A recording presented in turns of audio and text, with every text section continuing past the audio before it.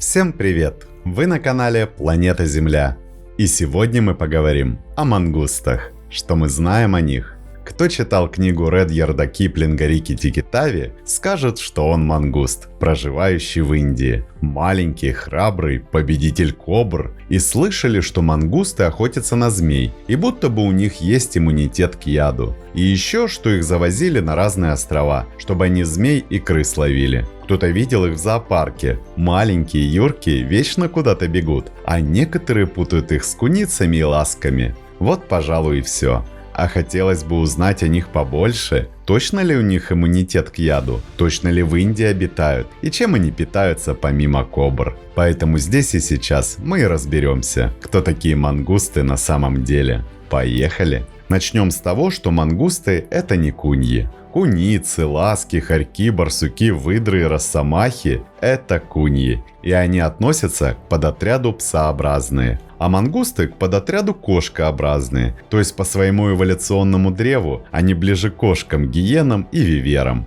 чем к тому же барсуку, ласке или росомахе. Просто внешне они похожи. Тело длинное, гибкое, лапы короткие, морда остренькая. Это называется конвергентная эволюция, когда разные звери, живущие в похожих условиях, становятся похожи друг на друга. Их история началась около 20 миллионов лет назад, где-то на территории Африки. Тогда это были небольшие скрытные зверьки, которые осторожно осваивали саванны и леса. Они не стремились стать быстрыми бегунами или верхолазами. Вместо этого они сделали ставку на хитрость и реакцию. Со временем мангусты распространились из Африки в Азию, добрались до юга Европы, Испании и Португалии. А вот в Америку они не добрались сами. Туда их завезли люди, еще и на некоторые острова. Но об этом позже. Долгое время биологи путали мангустов по большей части не с куньями, а с виверами, тропическими хищниками, вроде цивет и генет. Туда же относится знаменитая мадагаскарская фоса, наводящая ужас на лемуров. Их даже в одно семейство собирали. Но потом присмотрелись повнимательнее, посмотрели на черепа, на зубы,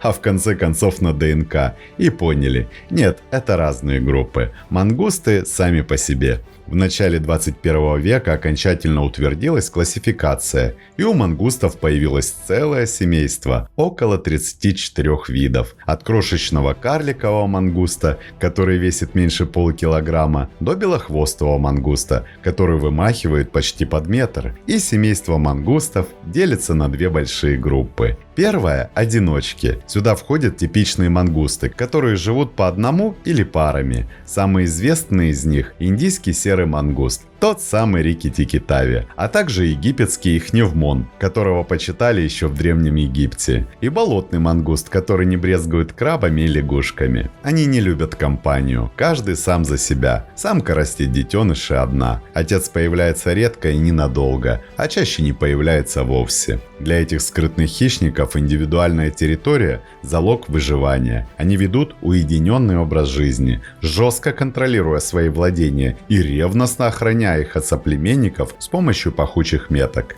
Они метят границы запахом из желез, регулярно обходят владения и гоняют чужаков. Увидел другого мангуста – или драка, или бегство. Другого не дано. Разделение ресурсов позволяет им минимизировать конкуренцию за пищу в пределах одного ареала. А контакты между взрослыми особями сводятся к абсолютному минимуму. Самцы и самки пересекаются исключительно в период размножения. Их кратковременный союз длится ровно столько, сколько необходимо для продолжения рода. Как только брачный период заканчивается, партнеры немедленно расходятся и возвращаются к привычному уединению. Вся забота о будущем поколении ложится исключительно на плечи самки. Самец не принимает абсолютно никакого участия ни в обустройстве норы, ни в защите, ни в выкармливании детенышей. Самка самостоятельно находит безопасное убежище, заброшенную нору грызунов, расщелину в скалах или дупло упавшего дерева. Она в одиночку выкармливает слепых и беспомощных малышей молоком, а позже начинает обучать их искусству охоты. Период взросления у одиночных видов проходит быстро. Мать учит детенышей детеныши молниеносной реакции, поиску насекомых, грызунов и змей. Как только молодые мангусты осваивают базовые навыки выживания и становятся способны самостоятельно добывать пищу, материнская инвестиция прекращается. Подросшее поколение навсегда покидает родной участок, расселяясь по округе, чтобы начать свой собственный, абсолютно независимый путь одиноких охотников саванн и лесов. Вторая группа – коллективисты. Это социальные мангусты, которые живут большими семьями, помогают друг другу, вместе воспитывают детей и защищают территорию. Они живут группами от 10 до 30, а иногда и до 40 особей. У них есть общая нора, общая территория, общие детеныши. И самая интересная деталь – у них есть кооперация. Они охотятся вместе, защищаются вместе, воспитывают детей вместе.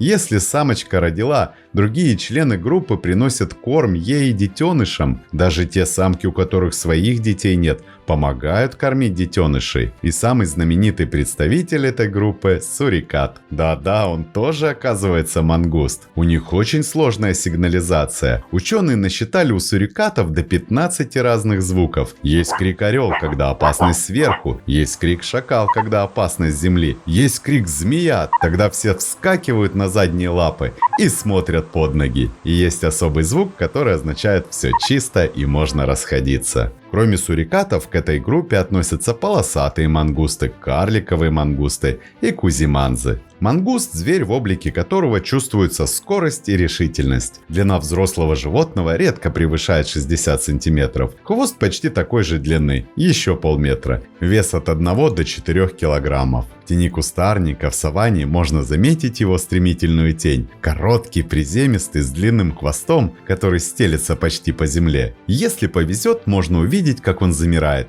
приподнимается на задних лапах и вертит головой, принюхиваясь и прислушиваясь. А потом резкий бросок, и в зубах уже трепещет ящерица или крупный жук. Мех у мангуста жесткий, плотный, обычно серого или бурого цвета. У многих видов есть легкая пятнистость или крапинки, которые помогают растворяться в тени кустов. Брюшко светлее, иногда рыжеватое. А у некоторых видов, например у полосатого мангуста, на спине идут темные светлые полосы, которые делают его похожим на зебру в миниатюре. Морда у мангуста острая и вытянутая. Уши маленькие, округлые, почти не торчат, чтобы не цепляться за ветки и не привлекать лишнего внимания. Глаза темные, блестящие. И взгляд у мангуста внимательный, цепкий, чуть настороженный. Он смотрит на мир взглядом вечного охотника, который в любой момент готов либо напасть, либо спасаться бегством. Лапы у мангустов короткие, но сильные. На них длинные нефтяные когти. Они не убираются, как у кошки, а торчат всегда. Мангуст не лазает по деревьям, как белка. Он не прыгает с ветки на ветку.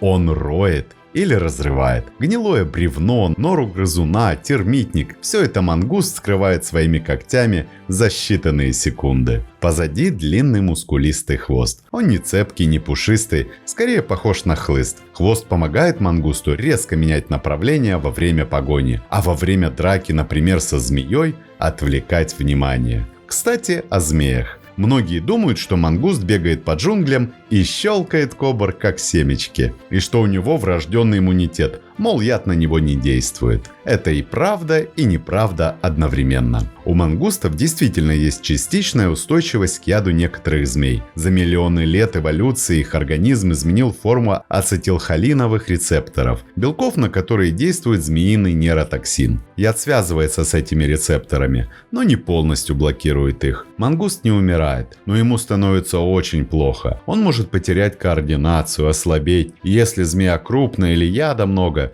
то и вовсе погибнуть. И никакого абсолютного иммунитета нет. Маленького мангуста может убить даже средняя кобра, если укусит по-настоящему и впрыснет полную дозу. Поэтому мангуст не идет на змею в лоб, он танцует. Мангуст кружит вокруг кобры, выгибает спину, подскакивает, резко отскакивает. Он провоцирует змею на броски, каждый раз уклоняясь на доли секунды. Он ждет момента, когда кобра устанет, начнет делать паузы. И тогда один резкий бросок, он цепляется змея прямо в затылок, перекусывает позвоночник. Все, бой закончился. Некоторые виды мангустов, например полосатые, охотятся на змей коллективно. Пока одна особь отвлекает, другие подходят сбоку и сзади. Это еще более надежная тактика. Но главная еда мангустов вовсе не змеи. Мангусты едят насекомых, жуков, саранчу, кузнечиков, личинок, мелких грызунов, мышей, полевок и крыс, ящериц и лягушек, земляных червей и моллюсков, иногда фрукты и коренья. Он бегает по территории и выедает все, что шевелится и помещается в пасть. Крыс он ловит не хуже кошек. Насекомых уничтожает тоннами. На плантациях сахарного тростника он вообще лучший друг фермера. Если, конечно, фермер не держит кур. Змея – это риск. Мышь или жук – это почти гарантированный обед. И отдельная песня – это яйца. Мангуст обожает яйца. Да к тому же они не кусаются. Но как разбить скорлупу? Мангуст придумал свой метод. Он находит подходящий камень или твердую поверхность, берет яйцо передними лапками, встает на задние и бросает яйцо. Иногда с первого раза не получается. Он повторяет. И до тех пор, пока скорлупа не треснет. Мангусты вообще очень сообразительные зверьки. Мангуст один из немногих зверей, который узнает себя в зеркале. Ну то есть не все, но некоторые. Эксперименты с полосатыми мангустами показали, что они реагируют на свое отражение не как на чужого, а как на себя. Нюхают, изучают, машут хвостом. Это признак развитого самосознания. Не у каждого млекопитающего такое есть. И еще они очень чистоплотны. У норы мангустов всегда чисто. Нет остатков еды, нет костей. Для туалета они роют специальные ямки в стороне от жилища, а когда ямка наполняется, закапывают и роют новую. Казалось бы, мангуст, гроза кобр, хитрец, ловкач, увернуться может от чего угодно, но и у него есть те, кто заставляет нервно озираться по сторонам. Начнем с воздуха. Хищные птицы – вот главная напасть для мелких видов. Орлы, ястребы, крупные совы – они видят мангуста с высоты за километр. И если мангуст замешкался на открытом месте, не успел юркнуть в нору или под куст, считай, приехали. Когти у орла такие, что никакая реакция не спасет. Особенно страдают от пернатых карликовые мангусты и сурикаты. Те, кто живет в саванне, где спрятаться негде. Не зря сурикаты выставляют часовых. Тот, кто стоит столбиком, смотрит не за змеей, а в небо. На земле тоже хватает охотников. Шакалы, более крупные виды мангустов. Да, бывает и такое, свой своего может съесть, если размер позволяет. Леопарды, а в Азии тигры и другие крупные коты. Мангуст он вкусный, мягкий, и если его поймать, хороший перекус обеспечен. Правда, взрослый мангуст просто так в лапы не дастся. Он будет кусаться, врываться, бить когтями, но против леопарда его шансы минимальны. Крупные змеи, да-да, те самые, на кого мангуст охотится, тоже могут стать его врагами. Питон, например, не полагается на яд, он просто сжимает, и мангусту не поможет ни его реакция, ни частичный иммунитет. Попал в кольца, все, каюк. Или крупная кобра, если удастся вцепиться по-настоящему, может отправить мангуста в иной мир. Но есть у мангустов и друзья. Настоящие, большие, бородавчатые. Да, это бородавочник, тот самый из Короля Льва. Только в реальности, в отличие от мультфильма, с бородавочником дружит не сурикат Тимон, хотя они родственники, а полосатый мангуст. И дружба это чистой воды бизнес, но от этого не менее симпатичная. Происходит все примерно так. В африканской саванне, где-нибудь в Уганде или Кении, ходит по своим делам бородавочник. Грозный, клыкастый, весь такой серьезный. Но есть у него одна проблема. Это паразиты. Клещи всякие, просто житья не дают. Самому их не выковырить, лапы короткие, рыло не повернуть. И тут на помощь приходят мангусты. Как только бородавочник видит стаю полосатых мангустов, он ложится, плюхается на землю и расслабляется, потому что знает, сейчас придет его личная бригада из спа-салона. Мангусты мелкие, юркие, моментально забираются на бородавочника и начинают деловито обыскивать складки его толстой шкуры. Всех клещей, блох и прочих кровососов они ловко выкусывают и с аппетитом съедают. Вот такой идеальный симбиоз. Бородавочник получает бесплатную чистку и избавляется от паразитов. Мангуст получает сытный белковый обед, который не надо ловить по кустам. Он сам пришел и лег на бочок. Выгода обоюдная. Мангустов даже уговаривать бородавочника не надо. Те сами знают, как полезно иметь таких чистюль рядом. Есть у них еще одни приятели. Это птицы-носороги. Они друг другу постоянно помогают. Мангусты бегают по земле, шуршат в сухой траве, разрывают термитники. И всякая мелочь, кузнечики, жуки, ящерицы в панике выскакивают наружу. Тут-то птица и подхватывает добычу. Ей не надо самой рыться в земле. Мангусты уже все сделали. А мангусты получают охрану. Птица-носорог сидит на дереве или на высоком кусте. У нее отличное зрение, и она видит опасность гораздо раньше, чем мангусты, которые уткнулись носами в землю. Заметив орла, шакала или крупную змею, птица издает резкий предупредительный крик. Мангусты моментально слышат сигнал и ныряют в норы или под кусты. По сути, это тоже идеальный симбиоз. Один кормит, другой сторожит. Причем настолько эффективны, что в дикой саванне они частенько живут вместе. Где мангусты, там и птицы-носороги поблизости. И если мы говорили о врагах и друзьях из дикой природы, то самый страшный враг мангуста – цивилизованный. Не потому что охотится на мангуста ради мяса или меха, хотя и такое бывает в Азии и Африке, а потому что человек уничтожает места обитания, вырубает леса, распахивает саванны, строит дороги. Под колесами машин гибнет огромное количество мангустов. Они не всегда успевают удрать. Плюс ядохимикаты на полях, плюс отстрел на птицефермах, где мангуст ворует кур. Болезни, конкуренция, нехватка привычной еды. Хотя кое-где к мангусту относятся с почтением. В Индии мангуста до сих пор уважают. Да, его не боготворят, но держат рядом с домами, чтобы он крыс ловил и змей отгонял. Индийский серый мангуст – это живой и очень эффективный охранник территории. Многие фермеры специально не прогоняют мангустов, если те поселились поблизости. Ну и, конечно, Рикки-Тикки-Тави, смелый, решительный, защитник слабых, возможно, сыграл свою роль. Даже несмотря на то, что реальный мангуст вовсе не ищет приключений на свою голову. Хотя кто-то в свое время очень увлекся этой идеей. А ситуация была такая. На острова Карибского моря, на Гавайи, на Фиджи, на Окинаву фермеры завозили мангустов, чтобы те уничтожали крыс и змей. Особенно на сахарных плантациях, где крысы портили урожай, а змеи кусали рабочих. Логика понятная. Мангуст хищник, он ест грызунов и змей. Запустим его, и проблема решена. Но на самом деле все пошло не по плану. Крысы ночные животные, а мангусты охотятся днем. Мангусты не смогли серьезно сократить число крыс. Насчет змей такая же картина. Если с коброй мангусты еще кое-как справлялись, танцевали, изматывали, рисковали, но побеждали, то с более проворными змеями у них дела пошли совсем плохо. Взять ту же копьеголовую или куфию. Эти змеи бросаются молниеносно,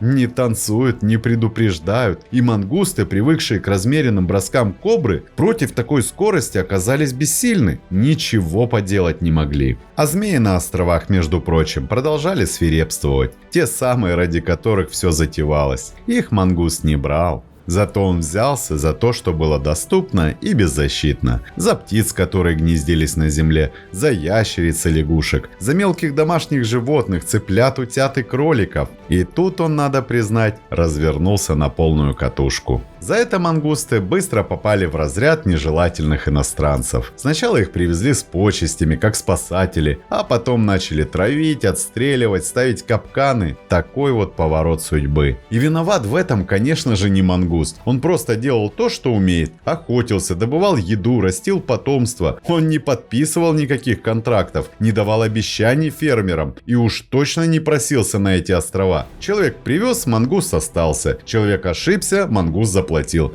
просто пытаясь приспособиться к новым условиям. И в родных местах в Африке, в Азии, на юге Европы этот механизм работает как часы. Мангуст контролирует грызунов, не дает расплодиться насекомым, изредка дерется со змеями. Он часть экосистемы, ее винтик незаменимый и важный. А вот когда человек выдергивает этот винтик и вкручивает в чужой механизм, чаще всего что-то ломается. Мангуст живет и в саванне, и в тропическом лесу, и в горах, и на краю пустыни. Он ест все, что шевелится, от жука до птичьего яйца, от мыши до ядовитой змеи. Он роет норы, лазит по камням, бегает по земле со скоростью небольшой ракеты. Он универсал, и в этом его сила. сила. Мы привыкли восхищаться львами за силу, волками за стаю, гепардами за скорость. А мангуст такой, какой он есть. Небольшой юркий приспособленец. И выходит у него это здорово. В общем, мангусты, они такие. Удивительные, разномастные и вечно чем-то занятые. Смотрим, слушаем, записываем, подписываемся. Не забываем ставить лайки и делиться этим видео с друзьями. Это очень помогает продвижению. С вами канал Планета Земля.